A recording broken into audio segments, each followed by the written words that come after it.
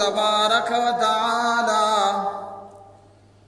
فی القرآن المجید والفرقان الحمید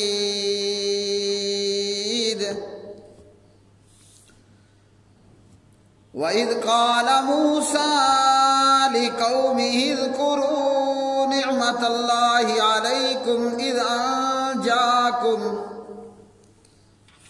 إِذْ أَنْجَاكُمْ مِنْ آلِ فِرْعَوْنَ يَصُومُونَكُمْ سُوءَ الْعَذَابِ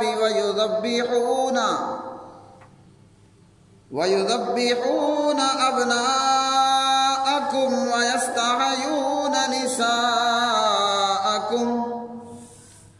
وَفِي ذَلِكُمْ بَلَاءٌ مِّن رَّبِّكُمْ عَظِيمٌ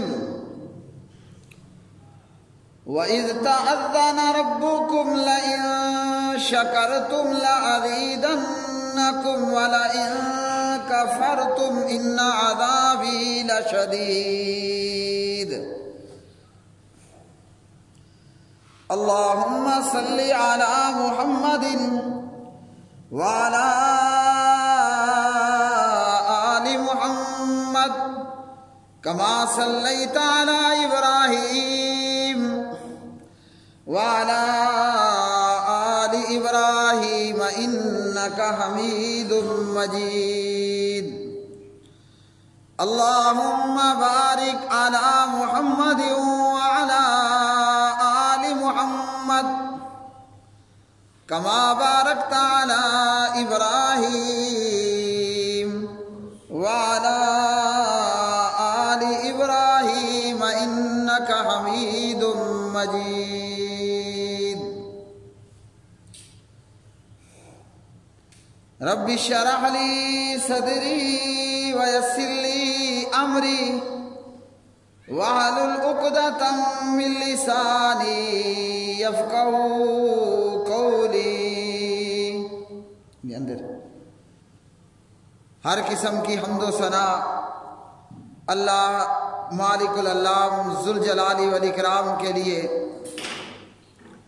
بے شمار درود و سلام نبی مکرم رسول معظم محمد مصطفیٰ احمد مجتبی جناب محمد الرسول اللہ صلی اللہ علیہ وآلہ وسلم کی مبارک ذات پہ، جسے اللہ سبحانہ و تعالیٰ نے پوری کائنات کے لیے رہبر و رہنما بنا کر، مجتبی مصطفیٰ بنا کر مبعوث فرمایا۔ قرآن مجید فرقان حمید ہے، اور سورہ ابراہیم جناب حضرت موسیٰ علیہ السلام کا ذکر ہے۔ سورۃ ابراہیم جس میں جناب ابراہیم علیہ السلام کی سیرت کو اللہ نے بیان کیا۔ مکہ کے مشرک جن کا یہ دعویٰ تھا کہ ہم ابراہیمی ہیں، ویسے یہود کا بھی اور نصارہ کا بھی، یہودی اور عیسائی دونوں یہ دعویٰ کرتے تھے کہ ہم ابراہیمی ہیں۔ مکہ کے مشرک بھی یہی کہتے تھے کہ ہم بھی ابراہیمی ہیں۔ تو اس سورہ مبارکہ میں اللہ سبحانہ و تعالیٰ نے اپنے خلیل جناب ابراہیم خلیل اللہ علیہ السلام کا ذکر بیان فرمایا، اور یہاں اس سورہ مبارکہ میں اللہ رب العالمین موسیٰ علیہ السلام کا ذکر لے کر آئے۔ جناب موسیٰ علیہ السلام کے ذمے بھی وہی کام تھا جو باقی انبیاء علیہ السلام کے، کہ جناب موسیٰ کلیم اللہ اپنی قوم کو اور امت کو اندھیروں سے روشنیوں کی طرف نکال کر لائیں۔ اس سلسلے میں اللہ سبحانہ و تعالیٰ نے تورات کے نزول سے پہلے اور تورات کی تختیاں دینے سے پہلے بہت ساری وحی اپنے پیغمبر جناب موسیٰ علیہ السلام کی طرف کی،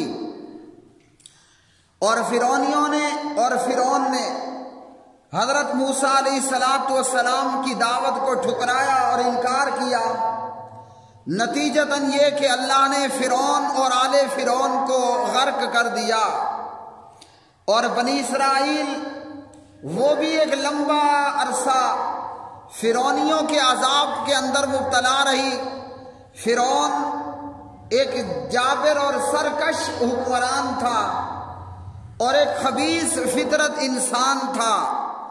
فرعون جس نے اپنے آپ میں اپنے لیے خدا ہونے کا، رب ہونے کا دعویٰ کر رکھا تھا اور کہا کہ انا ربکم الاعلی، سب سے بڑا پروردگار اور رب میں ہوں۔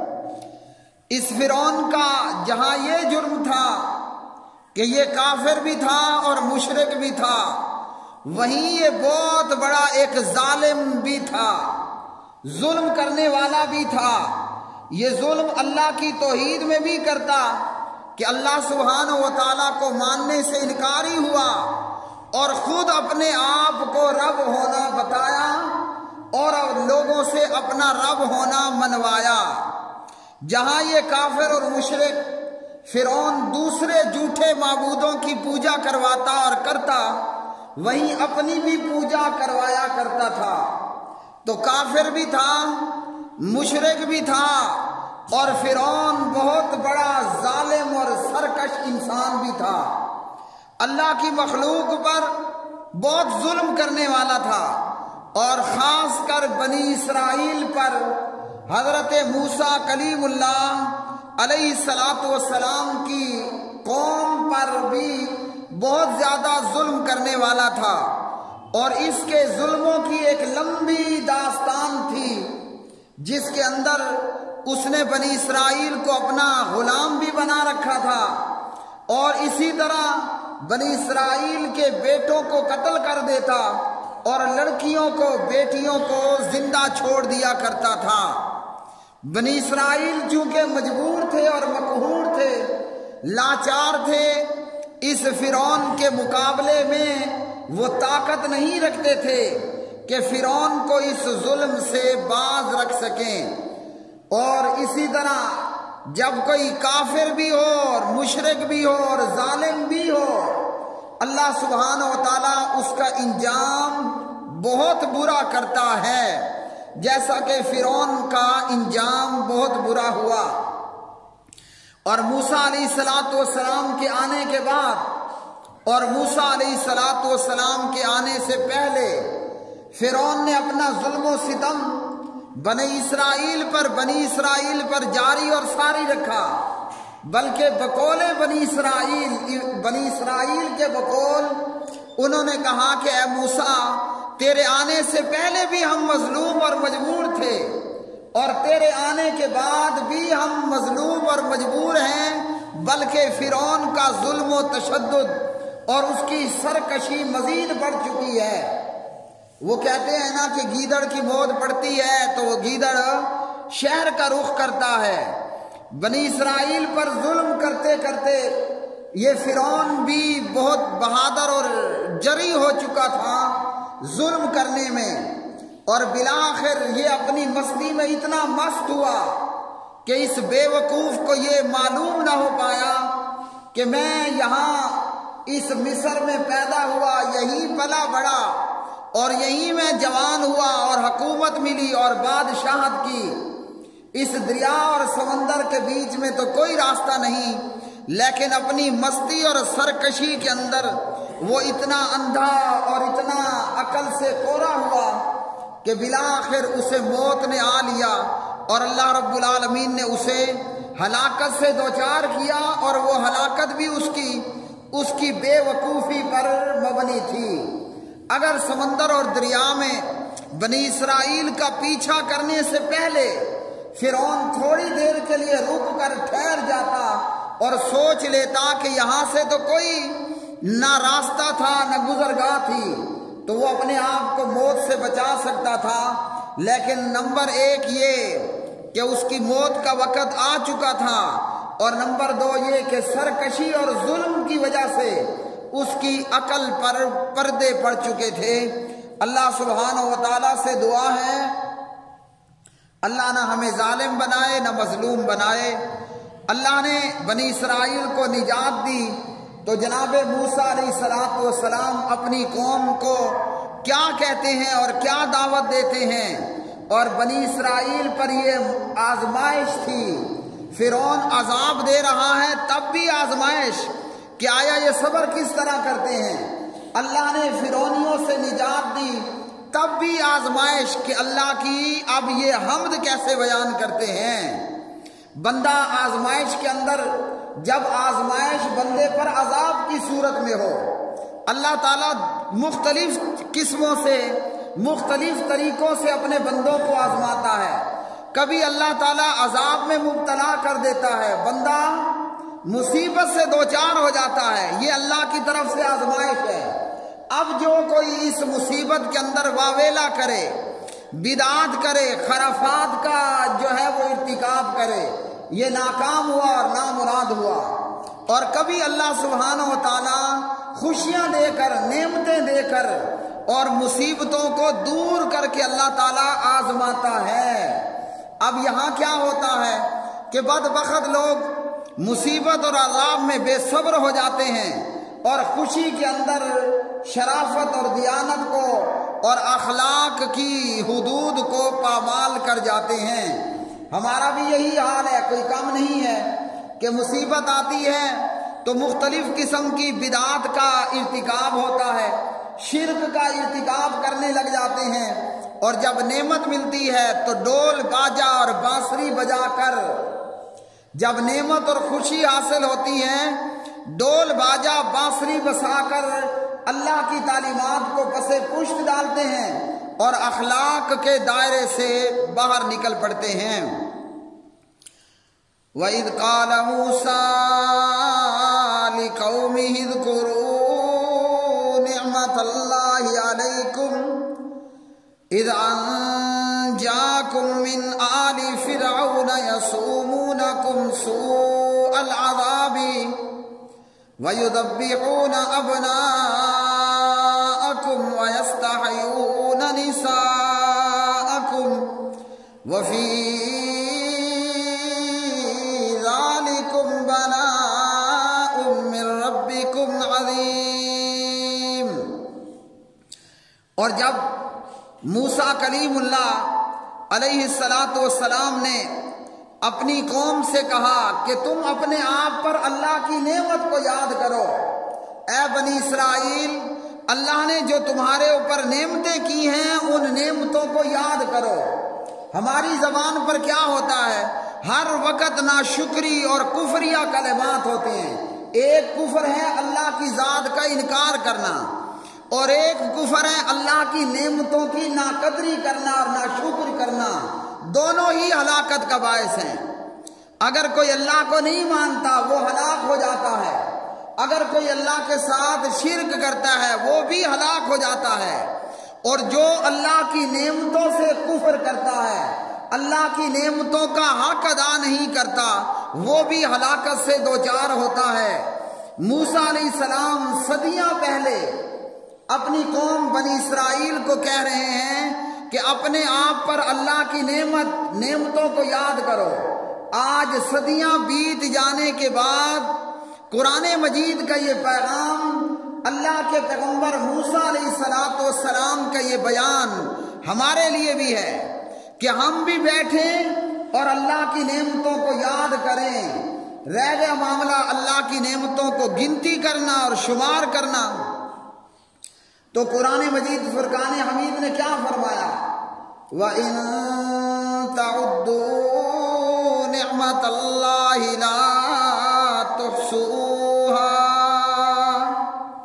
اگر کوئی اللہ کی نعمتوں کو شمار کرنا اور گننا چاہے، اللہ کی اتنی لا تعداد اور بے شمار نعمتیں ہیں، کوئی بھی اللہ کی نعمتوں کو شمار نہیں کر سکتا۔ اگر زمین پر موجود میرے بھائیوں سارے کے سارے درخت یہ کلمے بنا دی جائیں اور سمندروں اور دریاؤں کا پانی سیاہی بنا دیا جائے، لکھنے والا بیٹھ جائے کہ میں اللہ کی نعمتیں شمار کرتا جاؤں گا، 1 2 3 اور لکھتا جاؤں گا، کلمے ختم ہو جائیں گی، سیاہی ختم ہو جائے گی، مگر اللہ رب رحمان کی نعمتیں ختم نہیں ہوں گی۔ تو پیغمبر حضرت موسیٰ علیہ السلام فرماتے ہیں اذکروا نعمت اللہ علیکم، اے میری قوم بنی اسرائیل اللہ کی نعمتوں کو یاد کرو۔ تو ہم بھی اللہ کی نعمتوں کو یاد کریں۔ بہت کچھ اللہ نے ہمارے اوپر نعمتیں کی ہیں، مگر ہماری زبان پر ناشکری ہوتی ہے، اللہ کا شکر نہیں ہوتا، نعمتوں کو یاد کرنا نہیں ہوتا۔ اور اس نعمت کا پتہ کب چلتا ہے کہ جب وہ نعمت بندے سے چھین لی جاتی ہے۔ صحت یہ بہت بڑی اللہ کی نعمت ہے۔ اللہ نے 2 آنکھیں لگائیں، بہت بڑی نعمت ہے۔ اللہ نے ہمارے خون کے اندر سرخ اور سفید ذرات پیدا کیے، یہ بہت بڑی اللہ کی نعمت ہے۔ جسم میں خون موجود ہو مگر اس میں سے سرخ ذرات ختم ہو جائیں، پھر معلوم ہوگا کہ ان کے لیے ہزاروں لاکھوں اور کروڑوں بھی پیسہ لگا دیا جائے تو وہ ناکافی کا ناکافی رہتا ہے۔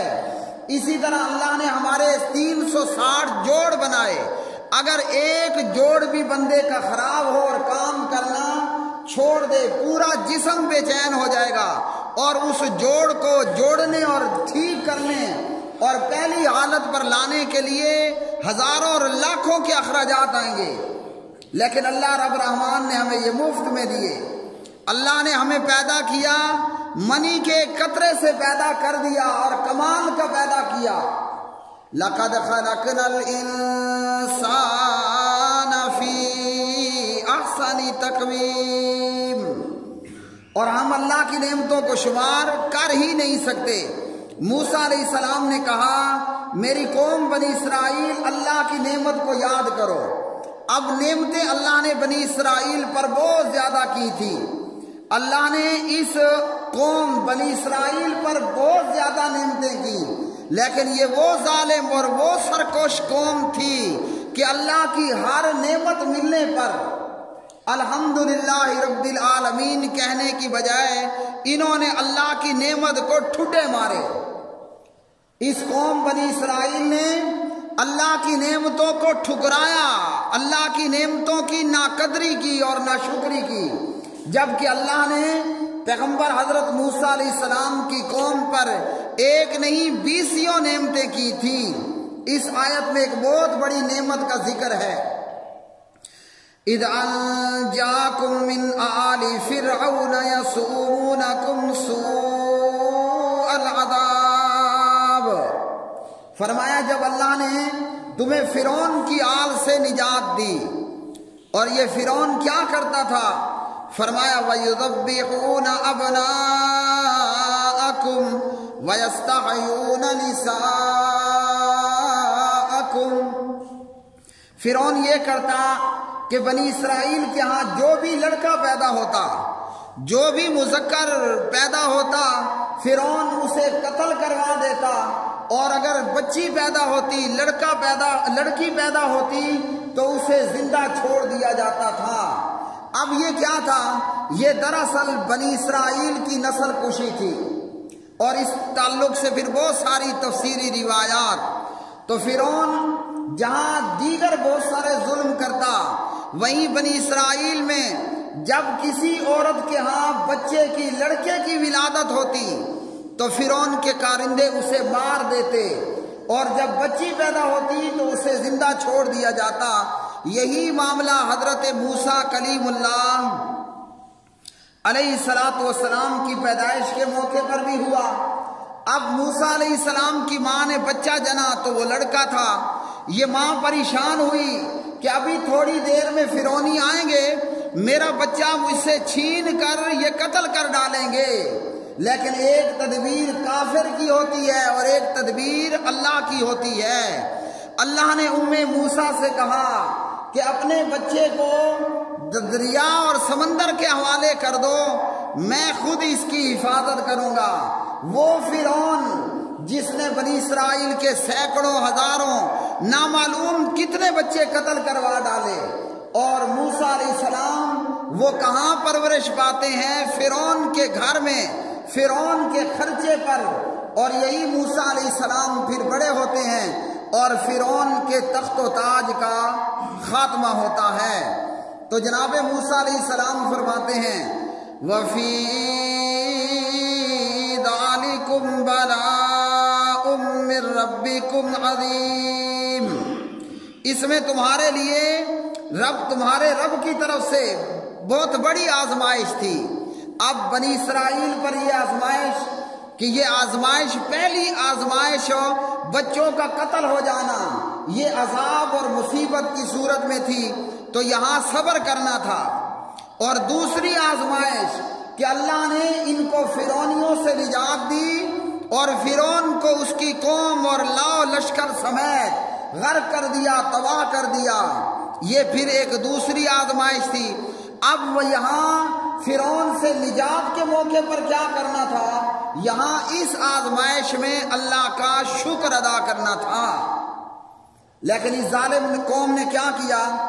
دریا پار ہونے کے بعد انہوں نے بچڑے کو معبود بنا لیا، انہوں نے ایک بت کو دیکھا تو موسیٰ علیہ السلام سے کہنے لگے اجعل لنا الہا کما لہم آلیہ، ہمارے لیے بھی اس طرح کے خدا بنا دیجئے جو ان کے لیے ہے، ہمارے لیے بھی اس طرح کا ایک الہ بنا دیجئے جو ان کے لیے ہے۔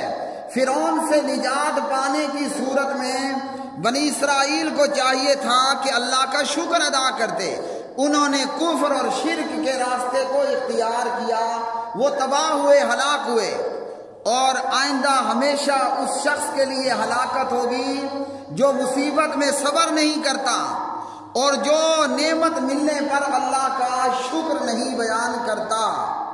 قرآن مجید فرقان حمید وَإِذْ تَأَذَّنَ رَبُّكُمْ لَئِن شَكَرْتُمْ لَأَزِيدَنَّكُمْ، تمہارے رب نے یہ صاف اعلان کر دیا ہے کہ بے شک اگر تم شکر کرو گے تو میں ضرور ہی تمہیں زیادہ دوں گا۔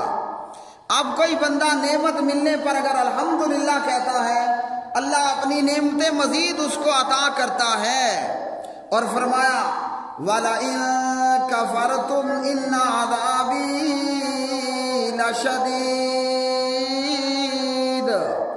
اور اگر تم ناشکری کرو گے تو بلا شبہ میرا عذاب یقیناً بہت سخت ہے۔ میرے بھائیوں، جب بندہ مصیبت میں صبر کرے اور نعمت ملنے پر الحمدللہ کہے، اللہ اس پہ اپنی مزید نعمتیں کرتا ہے۔ ہمارے پاس سب کچھ ہوتا ہے، ہماری زبان پر پھر بھی اس کے باوجود شکوہ ہی شکوہ رہتا ہے، ہماری زبان پر سب کچھ ملنے کے باوجود شکوہ ہی شکوہ ہے۔ یہ شکوہ اور شکایت اللہ کی نعمتیں چھن جانے کا سبب بنتا ہے۔ اللہ اپنی نعمتیں لے لیتا ہے اور فقط نعمت نہیں لیتا، اللہ عذاب بھی مسلط کر دیتا ہے۔ اور جب اللہ کی نعمتوں پر بندہ شکر ادا کرے، وہ شکر چاہے زبان سے ہو الحمدللہ، اللہ سبحانہ و تعالی اس پر اتنا خوش ہوتے ہیں صحیح مسلم میں کہ جو اللہ کی حمد کرے، نعمت پر شکر ادا کرے، اللہ کی مدح اور اللہ کی تعریف بیان کرے، اللہ تعالیٰ کا وعدہ ہے شکر کرنے والوں کے لیے جنت کا وعدہ ہے کہ آپ کو نعمت ملی، مصیبت دور ہوئی، زبان سے کہیے الحمدللہ، اللہ تعالیٰ اس بدلے جنت عطا کرے گا۔ اور نبی محترم صلی اللہ علیہ وسلم کی سنت یہ ہے کہ آپ علیہ السلام کو جب خوشی ملتی، کوئی خوشی ہوتی، اسی میں یہ بھی ہے کہ جب کوئی مصیبت دور ہو، آپ صلی اللہ علیہ وسلم کو جب کوئی خوشی حاصل ہوتی تو پیارے نبی علیہ السلام سجدہ شکر کرتے، یعنی اللہ کے رسول فوراً سجدے میں جاتے اور اللہ کی حمد بیان کرتے تھے۔ سجدہ شکر کے لیے نہ وضو ضروری ہے، نہ طہارت ضروری ہے، نہ قبلہ رخ ہونا ضروری ہے۔ ہمیں کوئی اللہ کی نعمت حاصل ہو یا مصیبت دور ہو، ہم فوراً سے کہیں الحمدللہ، اللہ کی نعمت حاصل ہو اور مصیبت دور ہو، جس طرف منہ ہو ہم اللہ کے حضور سجدے میں پڑ جائیں اور جا کر سبحان ربی الاعلیٰ، سبحان ربی الاعلیٰ، سبحان ربی الاعلیٰ اللہ کی تسبیح بیان کریں۔ اللہ مزید اپنی نعمتوں سے نوازے گا اور اپنے عذاب سے اللہ تعالی محفوظ اور مامون فرمائے گا۔ اقول قولی ھذا استغفر اللہ لی ولکم ولسائر المسلمین والمؤمنین۔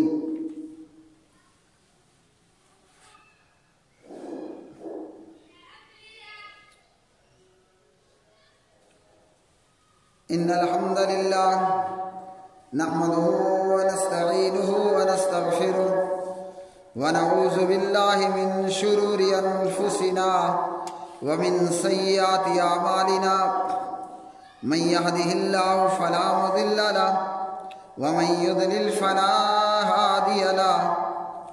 اللهم اغفر لنا وللمؤمنین والمؤمنات والمسلمین والمسلمات